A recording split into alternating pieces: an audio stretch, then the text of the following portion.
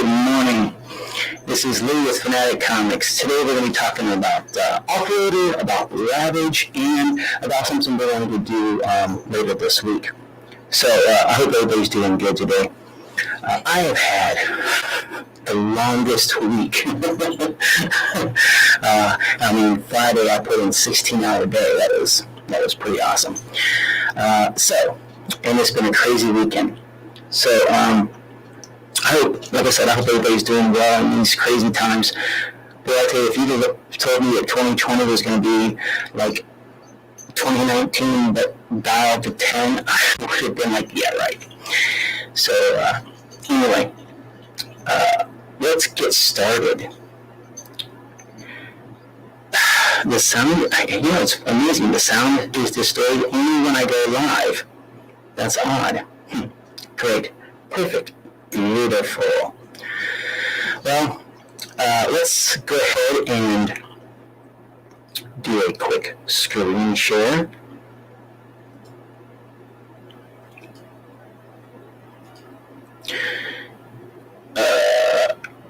That's the wrong one. Okay. Boom and right. There we go. That's the one I want. Okay. Currently, Offworlder is at 1984. We have 63 backers. I appreciate all of you for coming out and supporting us on this.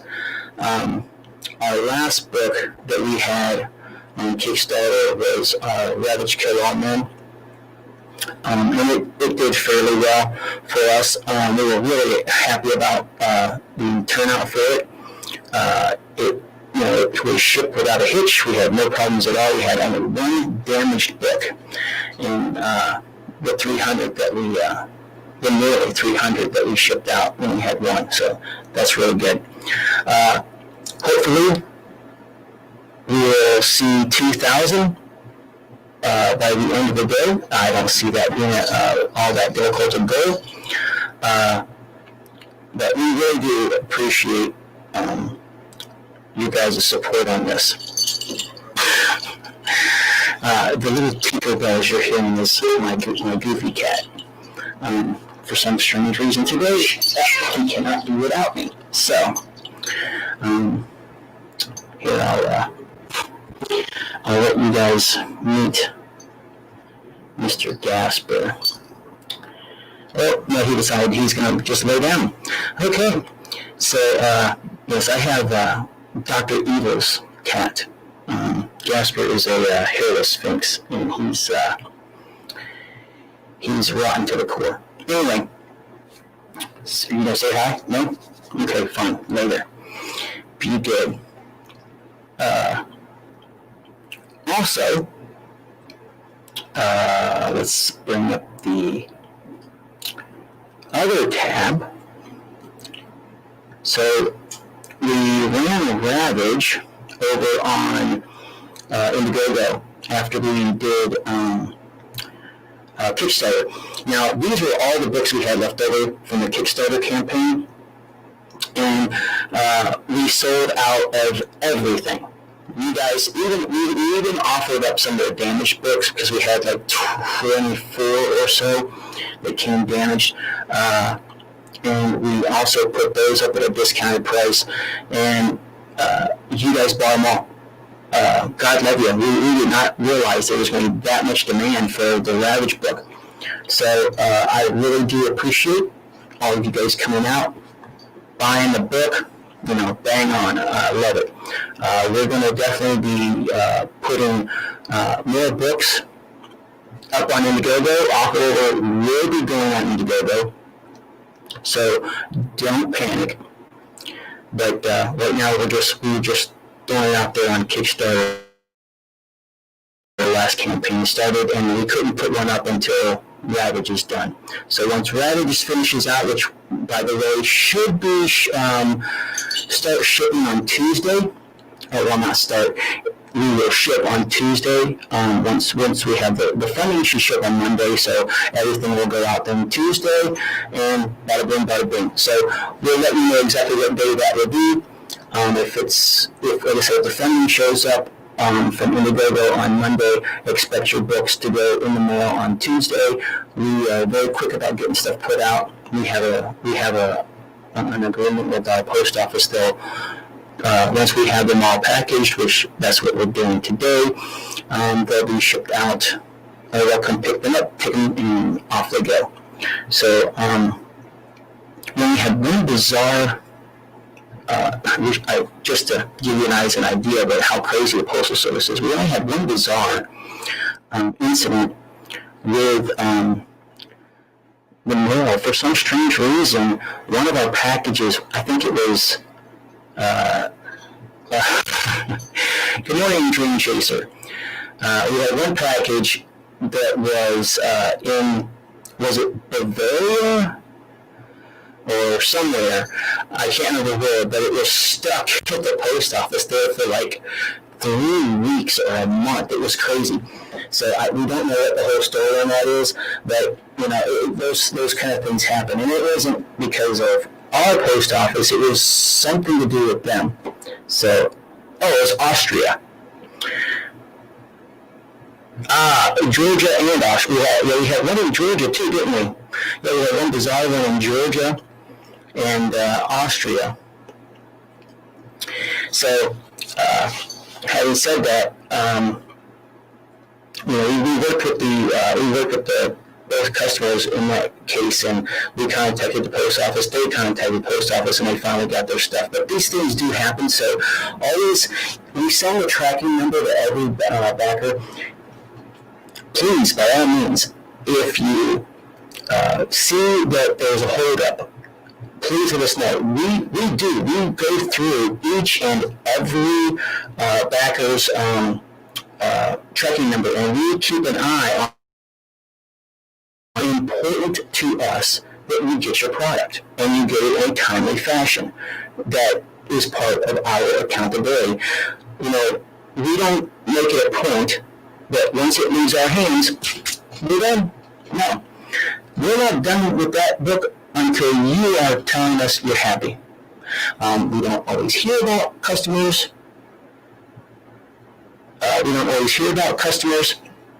If they like the book or not. It's one of those things. If they like it, they very seldom tell you, but if they don't like it, boy, they'll tell you. So, which we've heard a few people who said they liked it, liked the packaging. We only had one complaint, like I said, the post office looked like they use it for a frisbee tag. Yes, there is a higher, to answer your question, Dream Chaser, there is a higher shipping cost to go overseas. We have that spelled out in each campaign as best we can.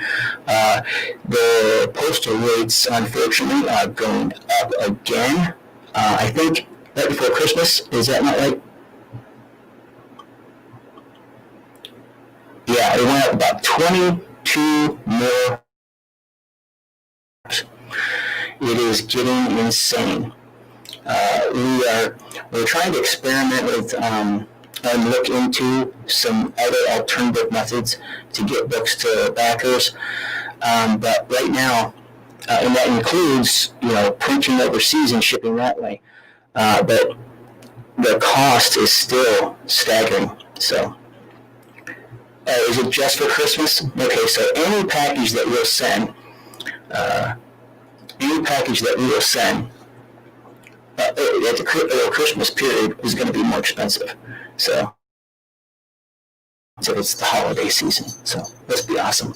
Yeah. Do everybody good. Merry Christmas, ho, ho, ho. So, having said that,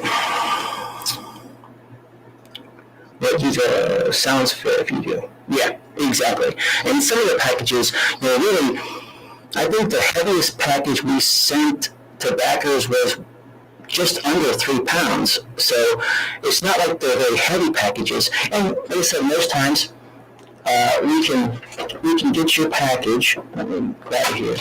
I don't want to show the front here, but we ship everything in these Gemini mailers, and people will tell you, oh, they're not that great.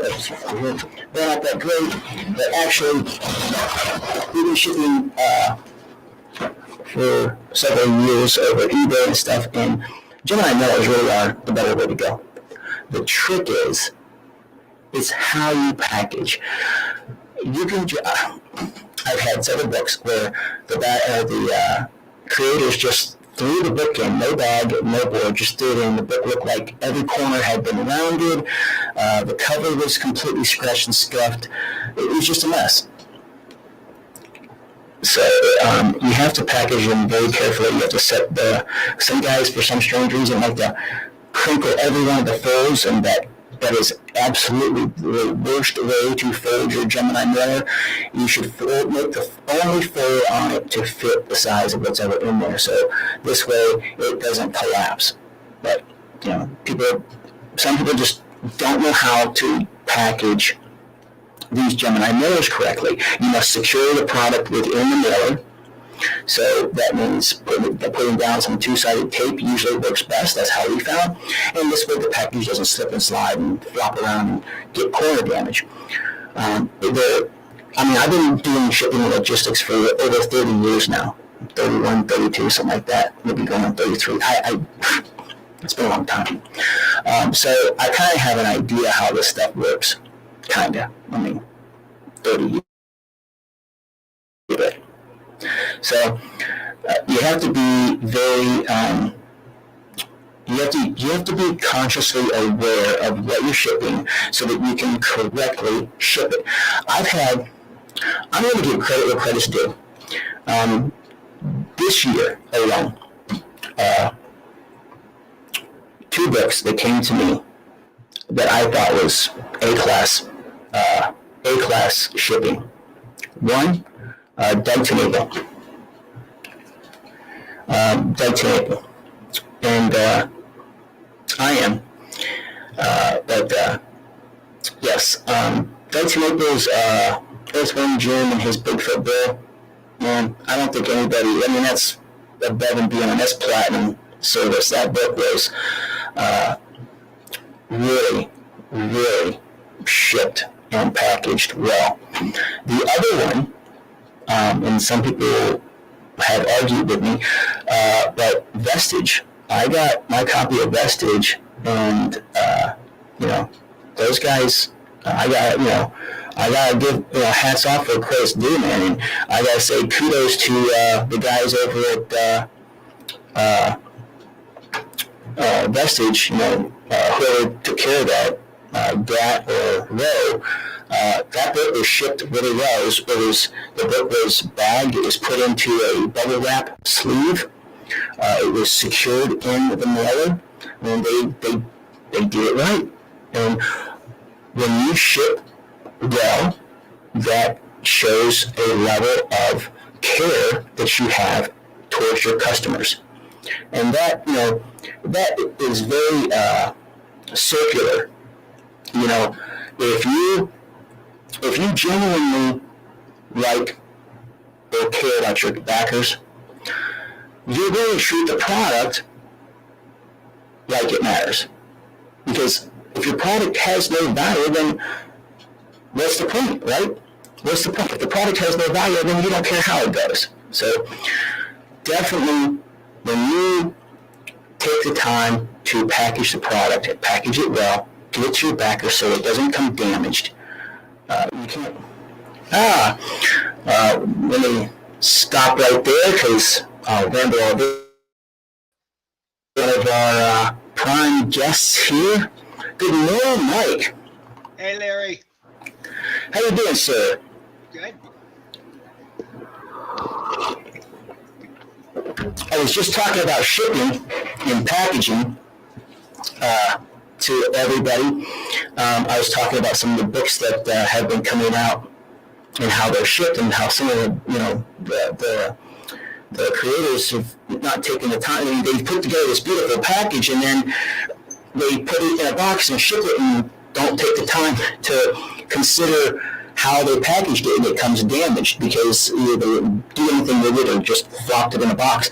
And I was explaining how we do it a little bit differently here and a little bit more strict about it, but that's part of my OCD, I guess. I got a book from Artsy Bear, black and white. It was beautifully packaged in very stiff cardboard. Did you get one of those? Yeah, I backed that. That was, I was a big fan of Black and White when it was out back on Image, I think it was. That's how you pack a comic. Larry, excuse me for 1 minute. I'll be right back. Oh, sure, no problem, Mike. So, anyway, Dream Chaser. Why don't you have another guy in Europe there? Yes, see, that's the thing. Because it's indies, it's hard. The regular companies, their pricing is so high that it's almost, you're almost unable to effectively do it without jacking the price really high. And it's also a bit harder to find. Well, it's not a bit, but it's also hard to find reliable people to do that sort of thing for you because you don't know who you're going to deal with. So there's a lot to it. Okay. Coach. Okay. So are you talking about Carrie? Are you talking about Black and White? Yeah. Carrie made a comment that best packaged book I think ever. I'm not sure if she was. Have you received? Did you back Bigfoot Bill or Earthworm Jim by chance?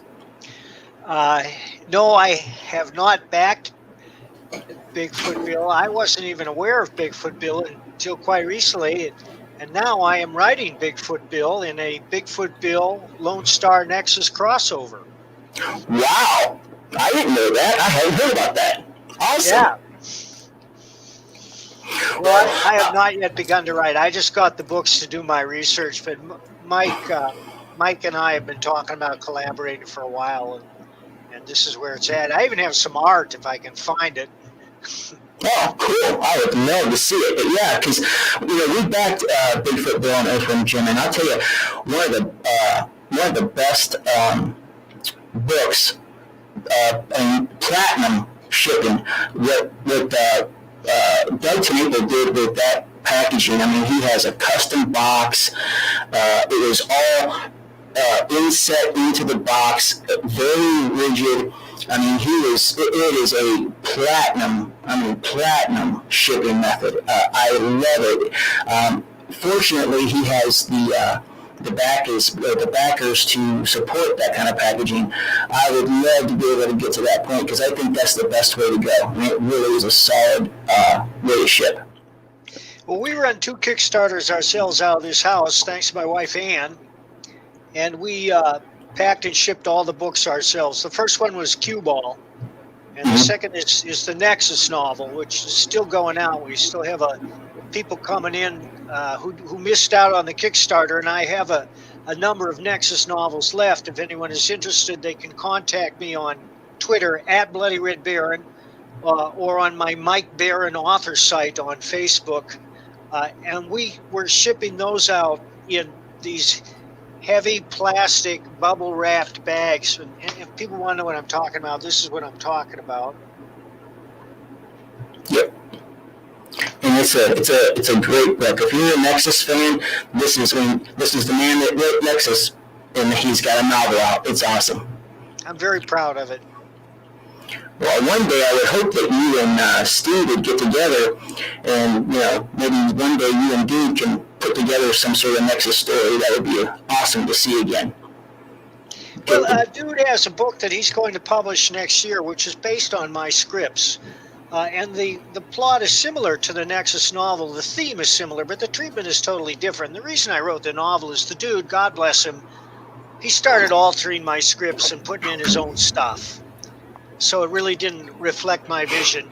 So I thought, well, I'll just write this as a novel. But a novel is not a comic. It's a very different experience. It's a literary experience.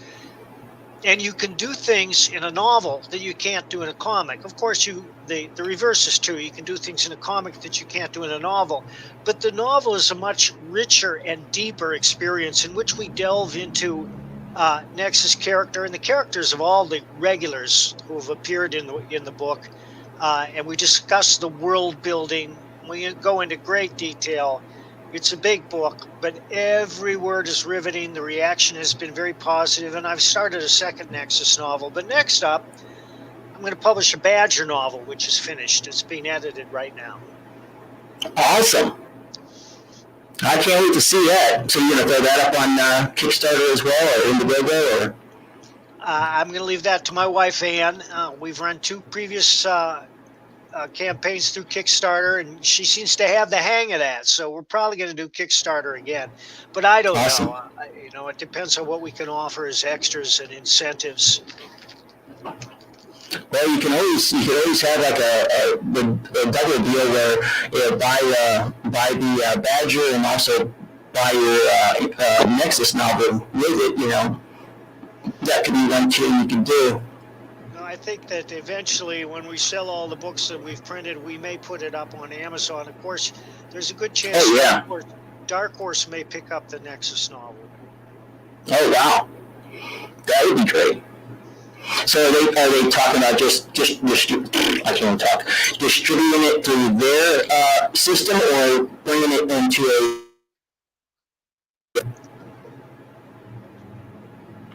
are they looking at distributing it as the novel, or are they thinking of doing it as a comic form? Oh, it'd be a novel. I mean, Dark Horse, they do have a novel division, which is about to gear up again. It'll be a novel. Okay, awesome. That'd be great. More eyes. But yeah, I definitely would be interested in the Badger as well, because I was a fan of Badger too. So that'd be great. Yeah, no problem. I'll definitely have to get that. And I know this morning Kickstarter was down for a few hours. That's why I pushed everything back for the morning coffee stream. I was hoping it would come back up, and just as I pushed it back, it came up. So, never fails. But I was sharing with everybody earlier, and let's go take a peek over here at Kickstarter. And we'll do a share screen.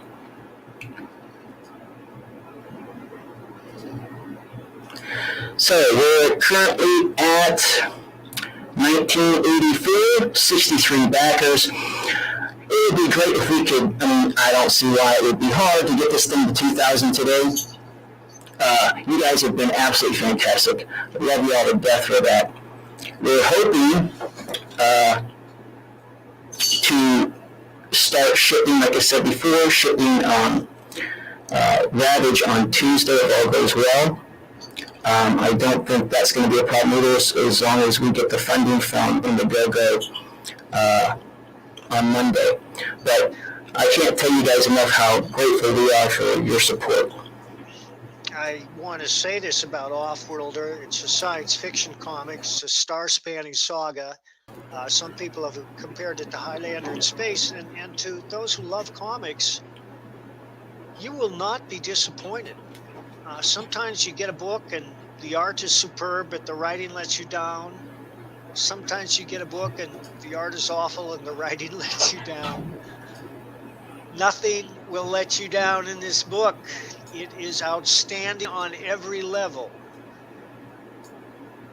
Well, I agree. I read the story. I was trying to bring it up on a single screen, but it won't let me. I think the story is outstanding. I've read the script several times. I read the story. I've read a few pages of the next issue, and I love it. I think Offworlder really is a great story. And of course, coming from Mike Barron, that's what you're going to get. Mike's all about story. If you've not read his stuff. My goal in everything I write is to grab the reader by the throat and drag him into the narrative to the exclusion of all else, and I know how to do that. A story is a dynamic narrative with a beginning, a middle, and an end, and that means that things are in constant flux. The hero is never satisfied, the status quo is never preserved, that there is always a danger, a challenge, and Offworlder is like that. It's drama. What is drama? It's life-changing events. It's heartbreak. It's loss. It's war. It's serious stuff, and that's what every dramatic program sells. And if you just look at the programming on television, why are there so many police stories? Why are there so many law stories about lawyers? And why are there so many stories about doctors? It's because all of those deal in life and death situations, and that's what people want to read. It's what they want to escape into. They want to get involved in an adventure uh, that entertains them. And sometimes the adventure is very grim. A lot of people like grim entertainment. I like it myself. And while Offworlder, parts of it are very grim, parts of it are very funny too, because even the grimmest story has flashes of humor. Even Schindler's List has a few jokes. Yeah, another good movie. And that's the thing. It's you subscribe to that classic storytelling. Where it's the hero's journey, and you put this hero through hell. That was one of the things that really attracted me to the story, because I was like, okay, so Mike's doing some classic Nexus stuff. He's going to put the hero through hell, and what's he going to look like when he comes out the other side of the blender? I'm very curious to see how that goes. So, as a comic fan myself. Me too. Yeah, see, no shares. Mike's not going to spare nothing. He's going to give us no shares. I always say that the writer has to surprise himself before he can surprise others, and I'm constantly surprising myself. And you do that by creating a compelling character. And every writer who's any good knows this, that if you do create a compelling character, somebody who grabs the reader by the throat, sooner or later that character is going to turn to you and tell you what he's going to do next. It's like he takes on a life of his own. So you come up to a situation and you ask, well, what would James Gunn do?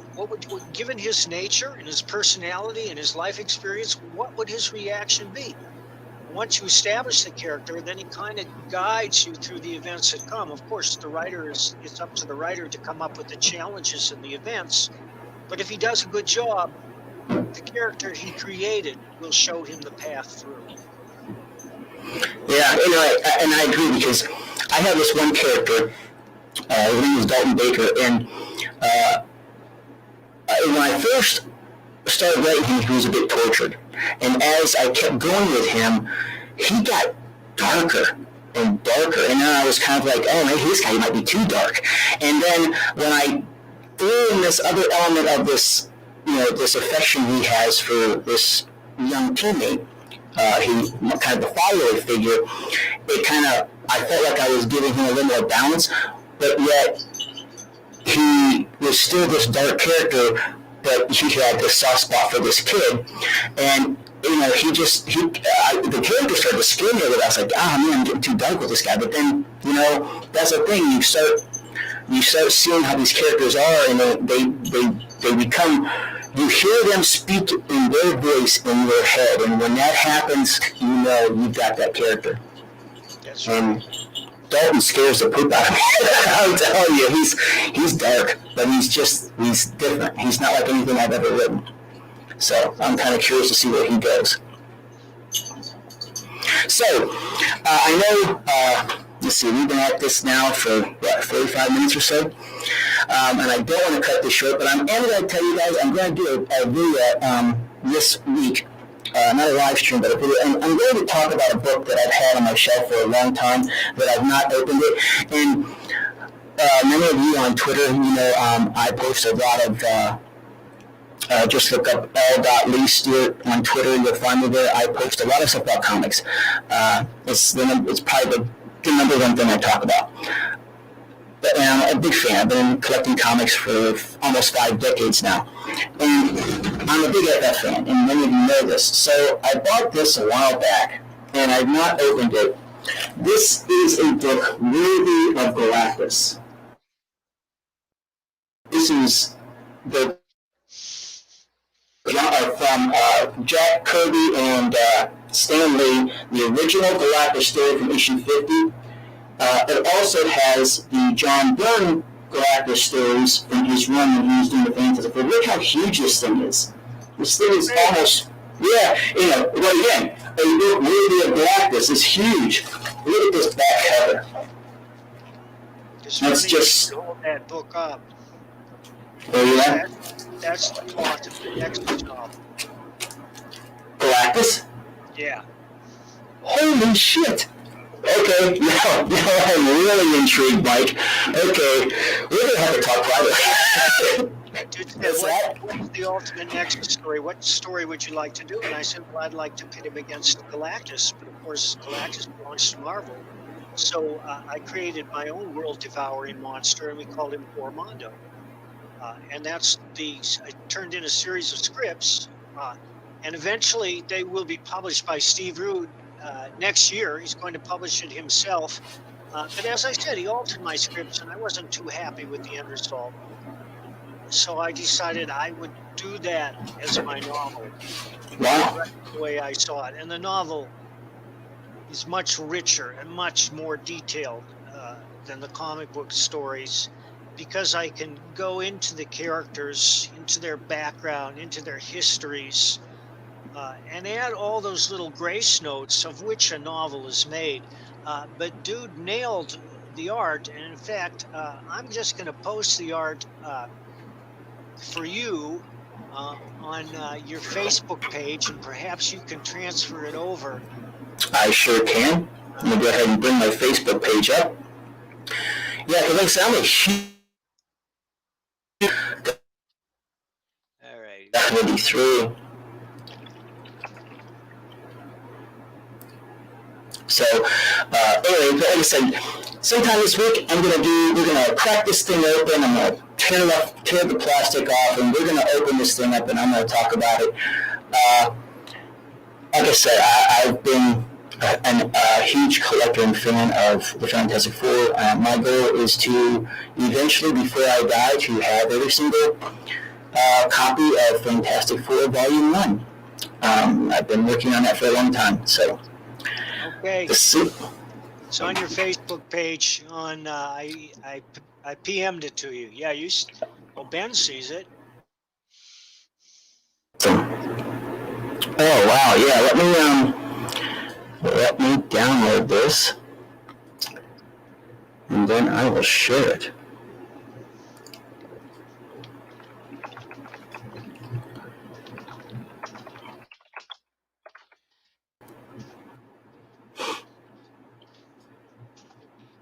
Okay.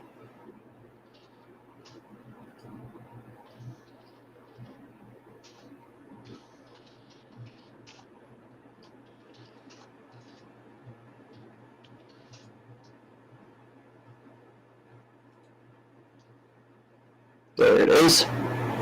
Okay. Take a peek, everybody. There's Steve Rude's and Mike Baron's interpretation of Galactus in the Nexus universe. That is awesome. I like that look. Yeah, I think that I pushed Gormondo a lot further in the direction he should go than they've ever done with Galactus in the comics. But it's up to the reader to decide. Although I have not had one unhappy reader. Everybody loves the novel. Yeah, I've got to get into that novel. I've been wanting to read it, but I got hooked on this other one. And so I've been kind of going through it, and it scares me and makes me laugh all at the same time. So that's how novels are, though, sometimes. But wow, I really like that. That was awesome. Like I'm gonna. Yeah, now you've got me really curious. I'm gonna have to get in there. Thank you. I'm gonna have to get in there. I gotta read this novel. Because, like I said, I have been a huge fan of the Fantastic Four. Galactus and Doom are my two favorite baddies. And I really thought that Byrne struck the right tone with Doom, because he got too soft. But once Byrne took over the FF, he put Doom right back where he belonged. He was this, he had to be this tyrannical villain. Yet they started making Galactus too soft, and I still think that he's way too soft for being the omnipotent being that he is. So. Well, anyway. I treated him as an alien, and when I say alien, I mean in great depth, in the sense that it may be impossible for human beings to understand some alien races, and that's been a recurring theme in Nexus and in my science fiction. That alien means alien, and we simply cannot fathom what they're thinking. All we can do is look at their actions and react to their actions, which is what the Nexus novel is about. And in a way, that's a theme in Offworlder as well. When the Anakin grab James Gunn and tell him what they want from him, there's a huge gap in understanding that they have to overcome. Yeah, the Anunnaki. Yeah, you know, and that's the thing. You know, whenever I think of aliens in sci-fi, I kind of do the eye roll thing, because sometimes the aliens are too human. And if you're going to be, you know, you have to really get outside the box with aliens, because I think that gives you, as a writer, and as the story goes, as far as flow for the story, it gives you a lot of freedom to explore some very interesting concepts that you normally wouldn't be able to explore, because they're human. You know what the human element is. And that's one of the things that I liked about J. Michael Straczynski's writing for Babylon 5. He gave all these different alien races some really weird and different character traits that you don't find in humans. So it was, you know, like the I forget what race it is that they're carnivores, but they only eat rotten meat. They're carrion eaters, and so they look at everybody as food. A race that looks everybody's food. So, but they didn't get dark with it, but they just let you know that, you know, you gotta be careful, because if you die on the station, they might find you and they'll eat you. They have no qualms with that. First, they're going to let you hang for a couple of weeks to get ready. Exactly. Yeah, they're going to hide you for a little bit first, let you rot, get nice and tasty. So, yeah. So, anyway, I appreciate you coming on today, Mike. We're going to go ahead and close this out. Don't want to keep everybody too long. And I don't know why I go live and my mic sounds like crap, but yet when I record, it sounds great. So I'm going to have to figure out something. You need one of these little mic that hangs down. You get a headphone like this at Walmart for like $12. That's where I got this. Yeah, well, I've got a studio mixer, and this thing has worked great. But when I had that hard drive crash, for some reason now, it doesn't like my system anymore. And it's only happening when I'm live. If I've tested it recording, and it's beautiful. It sounds pretty sound. But for some reason, when I go live, it craps on me. Nah, such is life.